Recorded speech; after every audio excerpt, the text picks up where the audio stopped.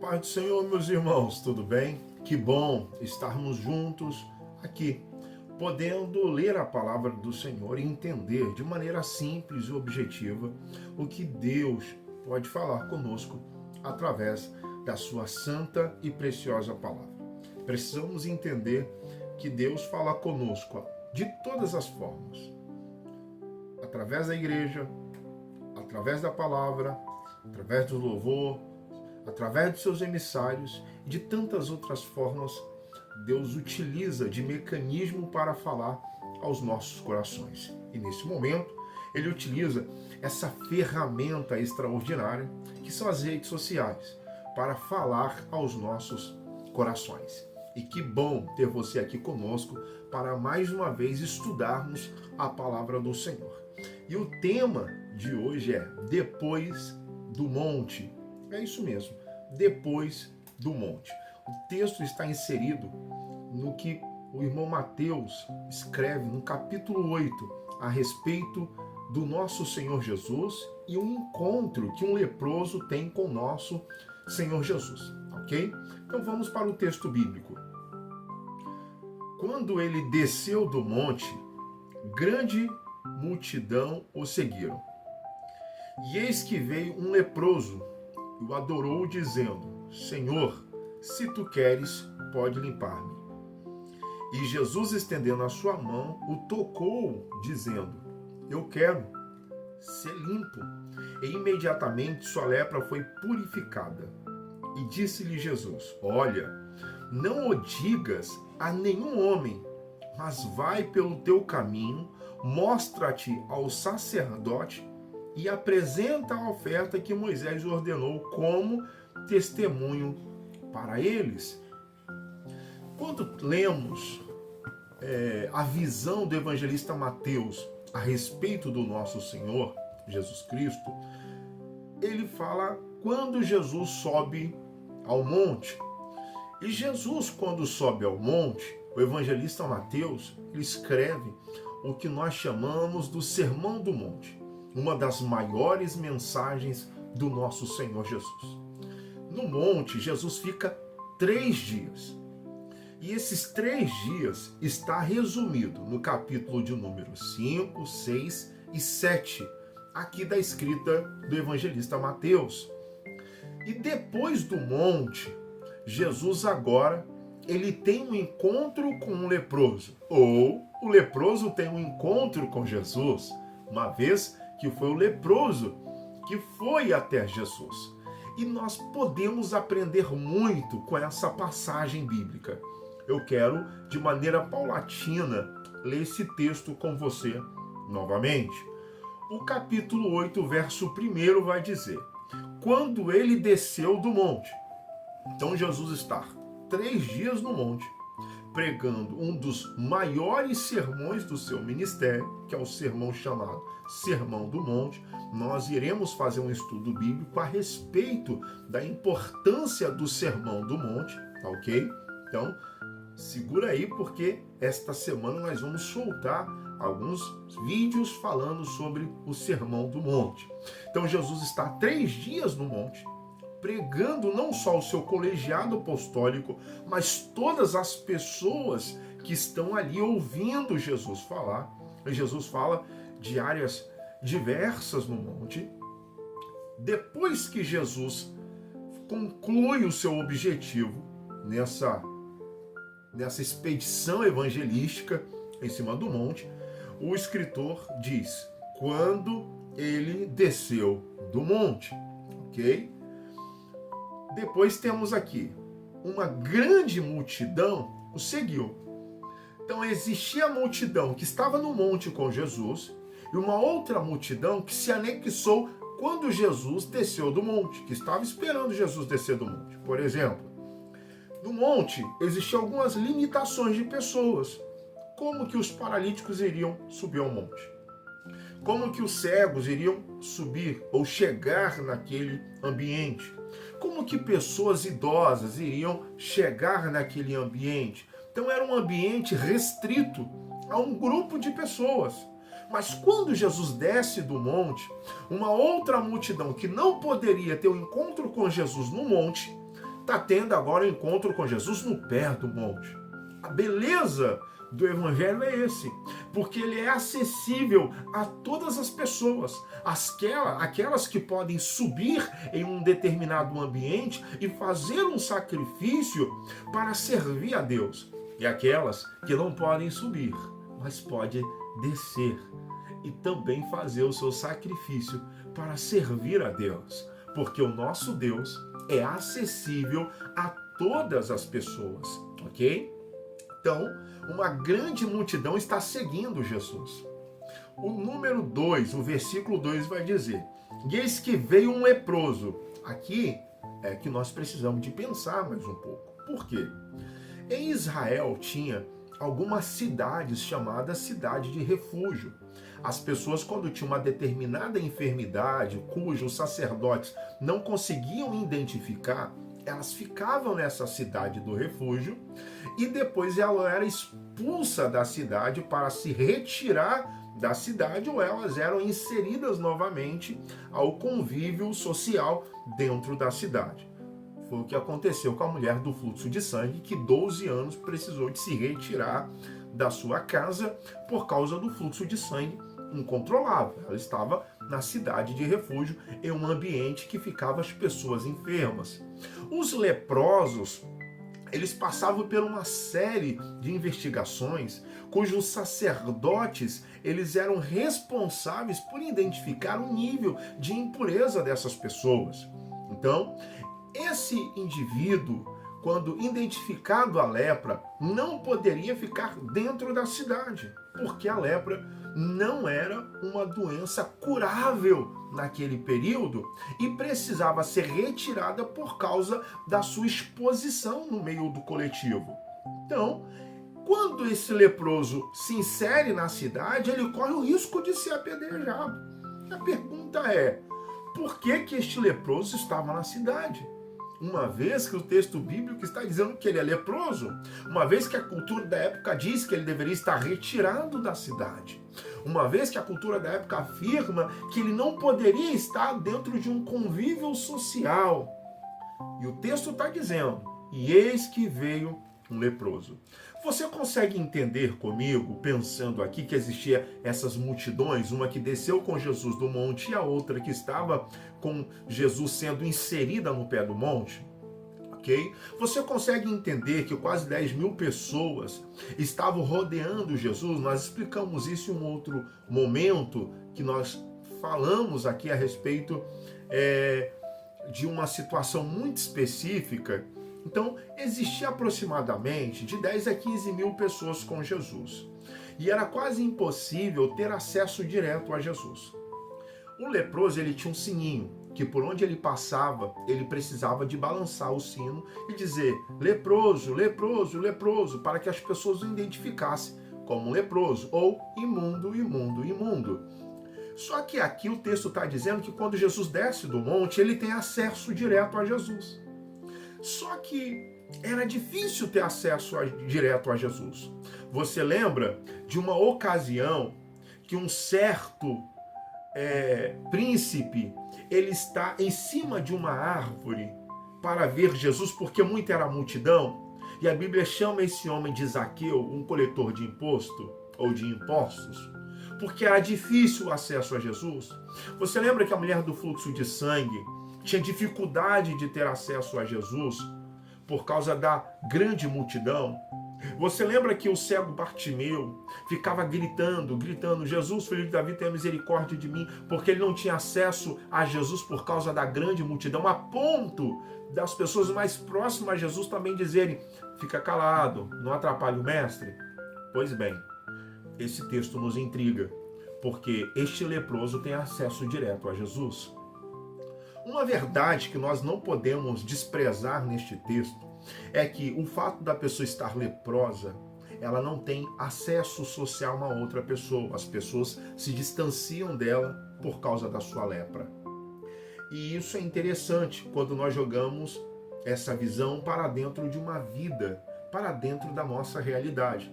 Todas as vezes que nós passamos por uma determinada luta, tragédia ou dificuldade, é comum as pessoas se distanciarem de nós. Eu quero chamar isso de lepra. As pessoas se distanciam de quem está passando por dificuldade. As pessoas se distanciam de quem está passando por alguma limitação. As pessoas se distanciam de alguém que está precisando de ajuda. Porque ninguém quer ficar ao lado de uma pessoa enferma. Ninguém quer ficar ao lado de uma pessoa que está passando por dificuldade. Ninguém quer ficar ao lado de uma pessoa que está passando por uma determinada limitação. Só que esta pessoa sozinha, ela abre espaço para ter acesso a Jesus. Muitas das vezes, as pessoas que estão ao nosso redor dificultam o nosso acesso a Jesus. Porque ao invés de nós orarmos e compartilharmos a nossa dor com Jesus, nós compartilhamos a nossa dor com pessoas próximas. Enquanto nós temos alguém fisicamente para nos ouvir, nós diminuímos o nível da nossa oração, porque acreditamos que o convívio social faz bem para nós e negligenciamos a oração. Contudo, quando as pessoas somem, quando você não tem acesso às pessoas, quando ninguém mais quer te ouvir, quando ninguém mais quer sentar ao teu lado, quando você não tem mais um ombro amigo, uma mão para te ajudar, Deus continua atento à tua oração. Então, a ausência das pessoas abre o caminho para nós termos acesso a Jesus. É o que aconteceu na vida deste leproso. A lepra que estava nele, que afastou as pessoas, abriu o caminho para ele ter acesso a Jesus. Então tem coisas que afastam as pessoas de você, mas abrem caminhos para você ter acesso a Jesus. Porque nenhuma dor, ela é suficiente para tirar Jesus do seu alcance. Então ele tem acesso a Jesus. Quando ele tem acesso a Jesus, ele se prostra para adorar a Jesus. Ele não se prostra para pedir a Jesus, ele se prostra para adorar. E é interessante que muitas pessoas estavam no monte, e você não vai ver no capítulo 5, 6 e 7, ninguém se prostrando para adorar Jesus. Mas quando você chega no capítulo 8, essa multidão no versículo de número 1 não se prostra para adorar Jesus. Mas no versículo 2 manifesta um leproso que se prostra para adorar a Jesus. Porque às vezes é a nossa condição de leproso que nos leva a uma adoração de intensidade. A nossa condição de leproso nos leva a uma oração, a uma adoração de intensidade. Muitas das vezes é as nossas lutas que nos impulsionam a fazer o que os outros não estão fazendo ainda, que é adorar a Jesus. E aqui o texto bíblico informa que ao invés dele parar para pedir, ele para adorar. E quando ele adora Jesus, ele diz: Senhor, se tu quiseres, pode me limpar. Primeiro eu adoro, depois eu peço. É interessante nós entendermos a regra de servir, a regra da adoração. Muitas das vezes nós queremos pedir mais e reconhecer menos. Mas com este leproso nós aprendemos que precisamos reconhecer primeiro a Deus, a sua soberania, para depois nós pedirmos. Primeiro eu reconheço quem Ele é, depois eu peço aquilo que eu preciso. Lembra da oração do Pai Nosso? Pai Nosso que estás no céu. Eu chamo Deus de Pai, eu chamo Deus de Senhor, e entendo o ambiente que Ele está. Ele está no céu. Eu digo que Ele é santo, santificado seja o vosso nome. Eu digo que Ele está no controle de todas as coisas. Seja feita a tua vontade. Céus e terra para Ele é o mesmo ambiente, assim na terra como no céu. Eu digo que Ele sustenta tudo, o pão nosso de cada dia nos dai hoje. Eu peço Ele para perdoar os nossos pecados. Perdoa os nossos pecados. Eu digo que eu também tenho perdoado aqueles que têm me ofendido.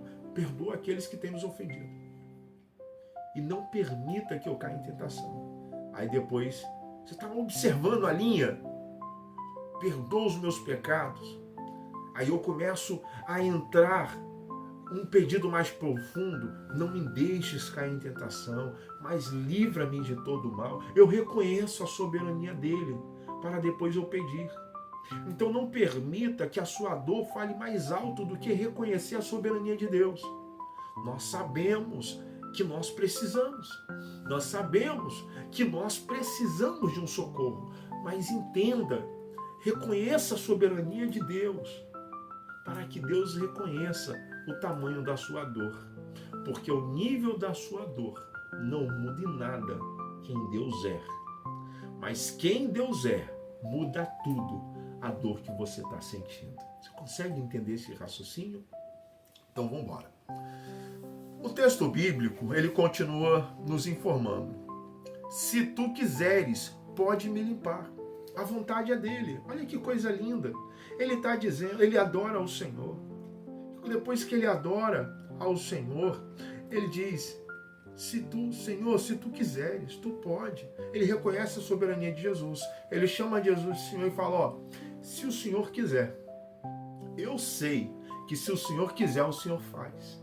Ele não limita o poder de Jesus. Ele diz, eu sei que se o Senhor quiser, o Senhor faz. Você consegue dizer isso? Deus, eu sei que se o Senhor quiser, a porta pode ser aberta. Se o Senhor quiser, o meu casamento pode ser restaurado. Se o Senhor quiser, a minha vida pode mudar da água para o vinho. Se o Senhor quiser, aquilo que me atrapalha hoje não vai me atrapalhar amanhã. Se o Senhor quiser, este momento é a resposta que eu preciso. Se o Senhor quiser, está na mão de Deus. Deus está no controle de todas as coisas. Eu consigo entender que todo o poder foi dado a Ele. O nosso Senhor Jesus, Ele verbaliza isso. Todo o poder foi me dado nos céus e na terra. Não sobrou poder para Iemanjá, não sobrou poder para Enxucaveira, para Tancarrua, não sobrou poder para Zé Pilintra, não sobrou poder para ninguém. Todo o poder está na mão do nosso Senhor e Salvador Jesus Cristo. Ele é a fonte da esperança da humanidade. Ele é o farol de Deus para a humanidade. Então, o leproso identificou isso, assim como o cego de Jericó também identificou isso. Jesus, filho de Davi, tem misericórdia de mim. Assim como a mulher cananeia também identificou isso. Os cachorrinhos também comem da migalha que cai na mesa do seu Senhor. Assim como o irmão Filipe identificou isso. Você consegue identificar que se Deus quiser, tudo muda na tua vida. Mas para isso você precisa entrar no caminho da adoração. Não existe colocar Deus na parede. Não existe forçar uma porta. Não existe pagar por uma oportunidade. Não existe mecanismo humano que trabalhe melhor do que a vontade de Deus. Então entenda, meu irmão, minha irmã, em nome do Senhor Jesus, que se Deus quiser, Ele muda a sua história neste momento. Vamos continuar o texto bíblico? E disse-lhe Jesus, olha, Jesus estendeu a sua mão e tocou-o dizendo, eu quero, seja limpo. A oração dele depois da adoração, se o Senhor quiser. A resposta de Jesus, eu quero. Muitas das vezes a vontade de Deus tem que estar alinhada com a nossa vontade. A nossa vontade tem que estar alinhada com a vontade de Deus. E a vontade dele seria, eu quero ser limpo. A vontade de Deus era, eu quero que você seja limpo. Você consegue entender isso? Deus, eu estou com esse problema, o Senhor pode resolver? Jesus está falando, eu quero que seja resolvido. Deus, eu estou com essa enfermidade, o Senhor pode curar? Deus diz, eu quero que seja curado. Deus, eu estou com esse pedido, o Senhor pode me atender? Deus diz, eu quero atender o seu pedido. Porque quando a sua adoração vem antes do seu pedido, a misericórdia de Deus se alinha com o seu coração. A misericórdia de Deus se alinha com a sua necessidade. A misericórdia de Deus se alinha com a sua história. Primeiro eu adoro, depois eu peço. Primeiro eu adoro, depois eu peço. E Jesus disse, eu quero, seja limpo. Primeiro ponto. Segundo ponto. E imediatamente sua lepra foi purificada. Existem milagres que algumas pessoas vão receber daqui a 10 anos. Existem situações que serão mudadas daqui a 5 anos. Existem situações que serão mudadas daqui a 1 ano. Só que existem situações que serão mudadas agora. Cada um tem uma dor, cada um tem uma dificuldade, cada um tem uma necessidade. E Deus trabalha de acordo com aquilo que Ele quer, para mover o coração que está pedindo em oração. existem coisas que Deus fala, eu não quero resolver. Foi o caso de Paulo, no espinho na carne. Senhor, remova de mim esse espinho na carne. Deus diz, Paulo, a minha graça te basta. Porque o meu poder se aperfeiçoa na tua fraqueza. Só que existem situações que é milagres imediatos. Então, se você, meu querido irmã, minha querida irmã, meu querido irmão, está precisando de um milagre imediato da parte de Deus, eu quero vos afirmar que Deus pode promover esse milagre imediato na sua vida. Olha o que o texto bíblico afirma. E imediatamente sua lepra foi purificada. Então, existem pessoas que vão receber milagres daqui a 10 anos? Existem, eu já falei. Daqui a 5 anos? Existem, eu já falei. Daqui a 1 ano? Existem, eu já falei. Mas pela fé, eu quero alinhar com você neste momento que você, que precisa de um socorro imediato, irá receber esse socorro em nome do nosso Senhor e Salvador Jesus Cristo. Eu não sei o nível do socorro que você precisa, mas eu sei o Deus que pode te socorrer neste exato momento. E disse-lhe Jesus, olha, não digas a nenhum homem, mas vai pelo teu caminho, mostra-te ao sacerdote e apresenta a oferta, que Moisés ordenou como testemunha para eles. Você lembra que eu afirmei para vocês que no começo do texto, os sacerdotes eram responsáveis por medir se a pessoa estava enferma ou não? Pois bem, o sacerdote que tirou aquele homem da casa dele, o sacerdote que enviou aquele homem para uma cidade de refúgio, o sacerdote que foi na cidade de refúgio, avaliou aquele homem e levou e mandou ele para a rua, é o mesmo sacerdote que agora vai ter que avaliar ele novamente. E talvez ele entrando dentro do templo, vamos conjecturar, entrando dentro do templo. Jesus mandou ele se apresentar ao sacerdote. Ele entrando dentro do templo. Sacerdote, eu preciso ser avaliado, porque eu fui curado. Sacerdote, mas eu já te expulsei de casa, já te expulsei da cidade de refúgio, não tem solução para a sua situação, nem chegue perto. Por favor, sacerdote, eu fui curado. No processo da avaliação, o sacerdote fica de queixo caído e boca aberta, e quem sabe perguntando, o que aconteceu com você? Como que isso aconteceu? E esse homem que agora é um ex-leproso vai dizer, Jesus. Jesus restaurou a minha história e devolveu a minha dignidade. Olha o que Jesus diz ao sacerdote. E apresente uma oferta que Moisés estabeleceu. E você vai ter a oportunidade de dar o culto em ação de graça e ofertar a Deus por bênçãos recebidas, porque o milagre imediatamente aconteceu na sua vida. Amém? Quero orar com você neste momento. Deus, em nome do Senhor Jesus, eu quero abençoar todos que estão conosco neste tempo. Nesse tempo de comunhão, nesse tempo de estudo da Tua Palavra. Permita, Deus, que eles vivam esse milagre, o milagre do imediatamente. Permita que eles desfrutem, Senhor, do milagre do Senhor na vida dele. Eu os abençoo neste tempo, em nome do Senhor Jesus. Amém. Que Deus abençoe a tua casa, que Deus abençoe a tua família, que Deus abençoe tudo que é seu, em nome de Jesus. Fique na paz do Senhor.